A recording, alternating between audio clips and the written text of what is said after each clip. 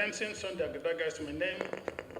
I represent the team from the Federal Ministry of Power and its agencies to the National Assembly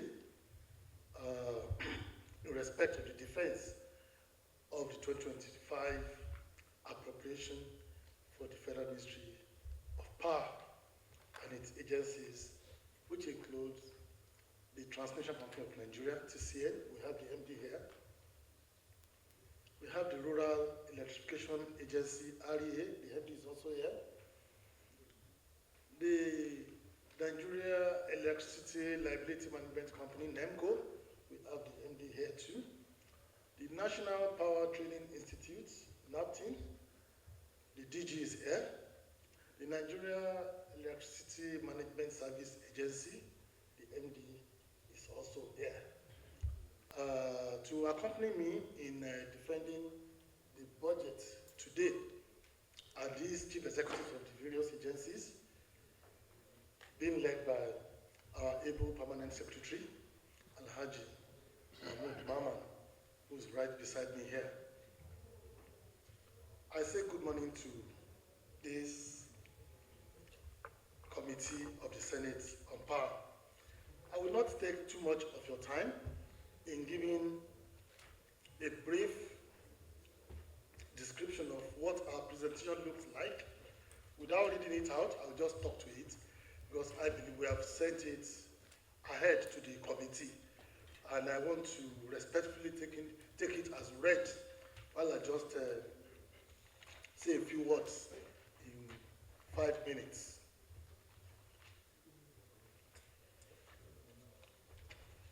The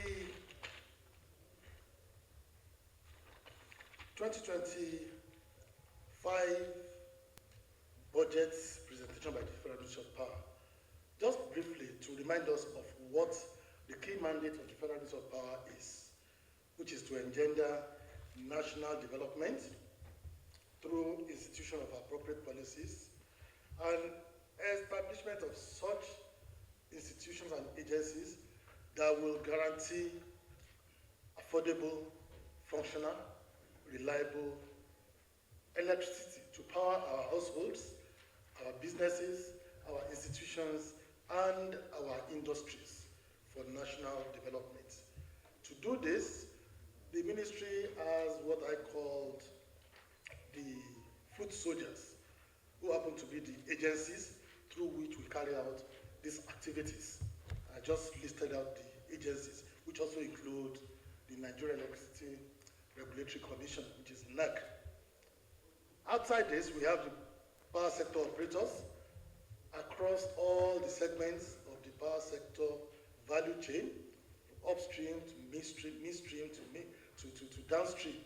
That's generating companies, about 26 of them, which cut across the hydroelectric power companies, thermal companies, and of late, some of the renewable energy companies. Then we have the midstream operator, which is the transmission, which is still currently solely owned by government, the Transmission Company of Nigeria, which has the responsibility of managing the national grid, which has over 20,000 kilometers of high voltage electricity cables, that's the 330 kV and the 132 kV lines across the country. Hundreds of 330 kV transformers in various sizes from 300 MVA to 150 to 100 to 60 MVA. And hundreds of substations across the country, both the 330, 132 substation and the 132, 33 kV substations. Then we have the DISCOs, who actually manage the distribution segment of the power sector value chain. There are 11 of them presently across the geographies within the country, and another special one established in Abar, which is for the Abaring fence. These are the ones that manage hundreds of thousands of distribution lines across the country, tens of thousands of injection substations, and to say millions of distribution transformers across the country. These are the foot soldiers of the ministry through which we carry out our activities. Our focus during the 2024 budget year, I would like to say one or two things before we move into the defense of the 2025 budget proper. Our focus was more, number one, on energy access expansion. As we know that quite a huge number of Nigerians still lack access to electricity. As at the last count, we were taking this job up, we had about 41% of Nigerians who lack access to electricity. About 92 million people estimated. Towards the end of 2023, that's about 59% energy access in Nigeria. The majority of the access is actually in the urban and semi-urban centers, while proponents of rural areas lack energy access. But I'm happy to inform you that during 2024, with the programs of the ministry and its agencies, we were able to establish that the energy access has moved by 5% from 59% end of 2023 to 64% by the end of 2024. And this is the result of the combination of grid access expansion and increase in the volume and activities in the renewable energy space, which cover mainly the solar access, the small hydros, and wind energy source. How were we able to achieve this? I want to also bring it to the knowledge of this committee that power generation increased by about 30% during 2024 fiscal year. We met an average of 4,100 megawatts of power generation in 2023, and I can tell you authoritatively that by the end of 2024, we had a peak generation of 5,528 megawatts of power from 4,100 that we met on ground. And the reason for this is not far-fetched. We know that we added a new hydroelectric power dam, Zungeru, of 700 megawatts. And also, there was a tremendous increase in the generation by other existing power generating companies, mainly hydro and thermal plants. Jeba recorded improvements, Kanju recorded improvements, Shiroro, Dadinkowa, Kashivila also recorded improvement from 10 megawatts to about 30 megawatts. Then we have Gurara, which is also being worked upon. But with regards to thermal plants, almost all the thermal plants recorded improvements, especially the ones owned by the government, which is the plants under the Niger Delta Power Holding Company, NDPHC, from Olonshogo, Omotosho, Yobo, Sapele, Geregu, Calabar, Egbema, and so on and so forth. So we were able to increase generation to 5,528 megawatts at the peak. Even though our target was 6,000 megawatts, but due to some challenges that we experienced towards the end of the year, in terms of grid disturbances, we missed this target by minimal amount. Then, apart from energy access expansion, we had plans to stabilize the grid and other transmission infrastructure. I'm happy to also inform you that out of the 8 collapses of the national grid that we experienced during 2024, 5 were full collapses, while 3 were actually partial collapses. Out of the 5 full collapses that we experienced, 3 out of them were actually due to generation problems. When we had issues with sudden reduction in generation compared to the power being taken up by the users, which affected the frequency imbalance on the grid. And the reason for this were not far-fetched. The gas infrastructure issue is there. Then we add the SCADA automation issue that is not existent. So out of the five, three was from generation, while two were actually from vandalization problems. And I do not want to overemphasize this because we are aware of what happened during 2024. It was a major issue for the sector. And the major lines were vandalized. And the last one was actually the Kaduna-Shiroro-Mando line, which was one of the two major lines that took power to the north. The second one, which is the Ugwachu-Makodi line, was also vandalized. That was what we experienced, about a week blackout to the north. And we immediately rectified the Ugwachu-Makodi-Bauchi line as the only source of power to the north. As I'm talking to you, we have not rectified the major line, which is the Shiroro-Mando Kaduna line, which is why our grid is so fragile, because it's only one line that is still supplying power to the north and is being burdened unnecessarily, and we know the implication of this on the infrastructure technicalities. So it is still the insecurity that has not made us to fix the Shiroro-Kaduna-Mando line, which has been handed over to the security agencies. Till today, they have not even fixed it. So that one is there. So as against the 12 times collapse that they all publicized, it's just about 8 collapses, 5 full collapses and 3 collapses. Out of the 5, 3 partial collapses.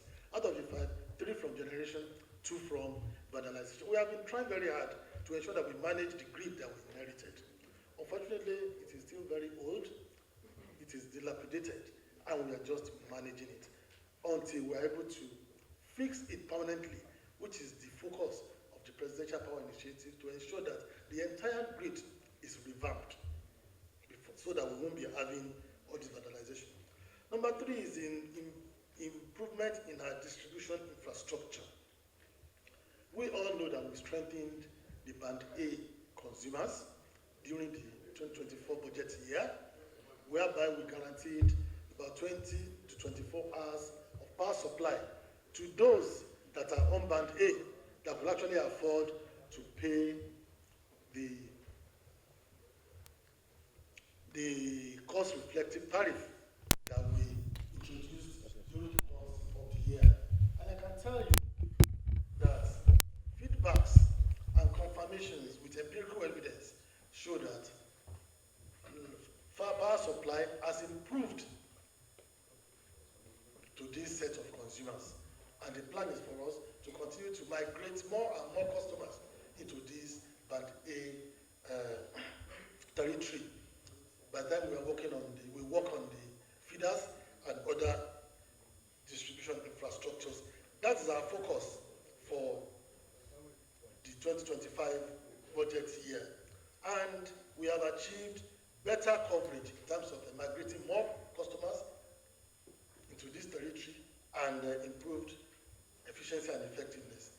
Then the issue of renewable energy expansion, in line with our energy transition plan for the country of achieving net zero emission by year 2060. A lot of improvements were recorded in the renewable energy space, and this has improved our rural electrification drive and also increased the number of mini grids that we established in the course of the year. I can tell you that we have about 12 mini grids, 2 per geopolitical zone. For the agricultural cluster, we have about 4 mini grids, and our energizing education program, 7 universities and 2 teaching hospitals were actually electrified during the course of the year. These are University of Maiduguri with 12 megawatts of power, University of Abuja 3 megawatts, University of Calabar 7 megawatts, University of Umudike in Abia State, 3 megawatts. The National Defense Academy, ND in Kaduna, 2.5 megawatts. Federal University of Agriculture, Abeokuta, 3 megawatts. And Federal University of in Gashua, Yobe State, 1.5 megawatts of power. This is a total of 32 megawatts of power under our energizing education program. Over 150,000 students were impacted, while we have about 50,000 teaching personnel. So these are actually good improvements in terms of our rural electrification and renewable energy. A total number of 700 transformers were also installed by the Rural Electrification Agency under the 2024 capital project, which improved supply to our rural areas, which is more of the grid extension aspect of their activities. Having said that, we also electrified a number of public buildings. We have the Finance Ministry, Ministry of Power, the Head of Service, and so on and so forth. Then we had some special presidential interventions during the period, which were actually landmark achievements for the ministry. The first is the Presidential Power Initiative, which we all know as the Siemens project. During the course of the year, we were able to almost conclude the pilot phase of this project, which is the importation, the installation and commissioning of 10 power transformers across the country and 10 mobile substations across the country. So the improvement that we actually witnessed towards the end of last year was just not accidental. It was due to all these activities under the presidential power initiatives, and these were actually targeted at energizing, strengthening, and improving the national grid, so that the issue of grid collapse will become a thing of the past. So now that we are done with the pilot phase, and we have been convinced that this is the right way to go, we had the privilege and the grace of Mr. President towards the end of last year by the FEC approval to proceed into the phase 1 of this project, which will include the revamping of 5 major substations across the country. And by next week, we are signing this contract. It's been approved by Mr. President when the German president came, and FEC approved it the following week. Then the second one is the presidential metro initiatives, which is to address the huge meter gap that we still have in this sector. About 30 million customers, and just a little below 6 million customers are metered. Over 7 million customers are still on estimated billing. And as a result of that, we need to eliminate completely or reduce significantly this volume of meter gap. When we started the presidential initiative in the course of the year, early part of the year, we struggled with funding, and that delayed the project. But I'm happy to inform this August committee that today we have about 700 billion naira fund to implement or execute this PMI. And from the beginning of this quarter, we start seeing the procurement of these meters that will reduce the meter gap that we have. And the target is to procure a minimum of 2 million meters on an annual basis for the next 5 years. That's about 10 million meters, which we believe will completely eliminate the existing meter gap. And the billing will become transparent, it will become objective, and become fair and just to our people. Because we want to eliminate any form of fraud in terms of electricity billing. And that will also improve the people's confidence in the sector. So those are a summary of our activities during 2024, and we are proud to say that we almost met all our targets for 2024 with the mega budget that we approved for us 2024. And our hope is that 2025 will be a better year for us, and we will be able to address all the existing issues in the sector, which are the gas infrastructure issue, which still exists in terms of supply of gas, in terms of volume, in terms of pipelines that are also vandalized, that are actually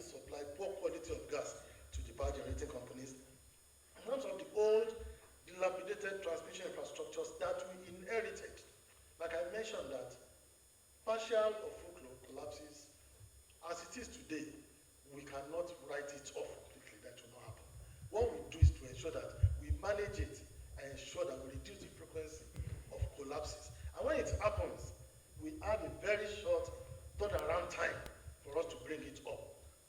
Target of between 24 hours, the grid must be up again. But as it is, we are trying to manage it. But in 2025, the focus of the Presidential Power Initiative and other activities of the Transmission Company of Nigeria is to ensure that the grid does not collapse as frequent as it did in 2024. And the issue of vandalization, which was also a major reason for the grid disturbances.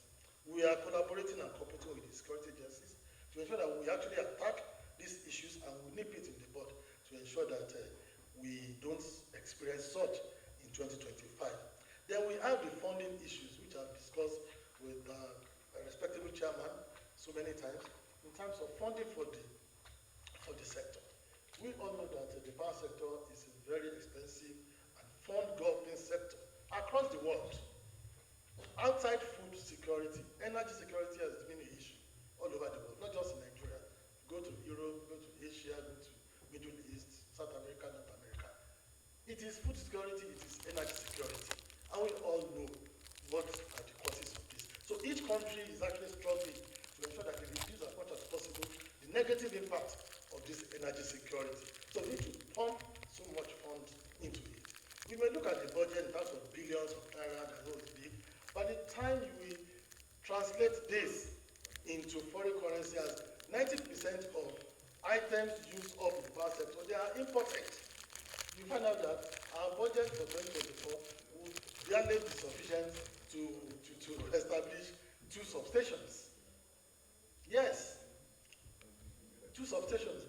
And the one for this year too, in as much as it is much higher than what we had in 2025. In fact, it's the highest so far in the history of the Federal Ministry of Power. And that shows the seriousness of Mr. President and his team to ensure that the renewed hope agenda of Mr. President touches on delivering stable electricity, functional electricity, reliable and affordable electricity to Nigerians. So we are still owing the generating companies. The last time I was there, I said it was 1.3 trillion. We paid down about 180 or 200 billion a few months back. Since then, we have not paid. And this is really affecting the activities of the generating companies. They have to pay their gas suppliers too. They have to service their machines, and they have to pay their staff. So we must be very reasonable and considerate in ensuring that fund is provided to pay down on the funds that the debt we are owing the GenCos. Then the poor distribution infrastructure. We all know that across the country, the distribution transformers are all old, the cables are falling, the poles are broken, and when you go to some areas and you see the cables for distribution, you'll be amazed. I mean, the kind of power supply this generates to the people. So we're going to spend so much money on distribution. We'll soon round up, sir. Minister, no. We need to clear certain things. Distribution infrastructure, is that your response? The discos, yes, do. Because it's the job of a disco to make their job efficient, which means they need to change all their lights. That is it. They need to change their transformers and so forth. The lines and all that. I am yet to see a particular disco that has brought a new transformer. It is my colleagues over here who continue to buy transformers and use their constituency funding to give transformers to discos. Thank you very much. So I want to know what exactly is the responsibility of the Power Ministry. Who? Yes. Thank you very much. Like I told you,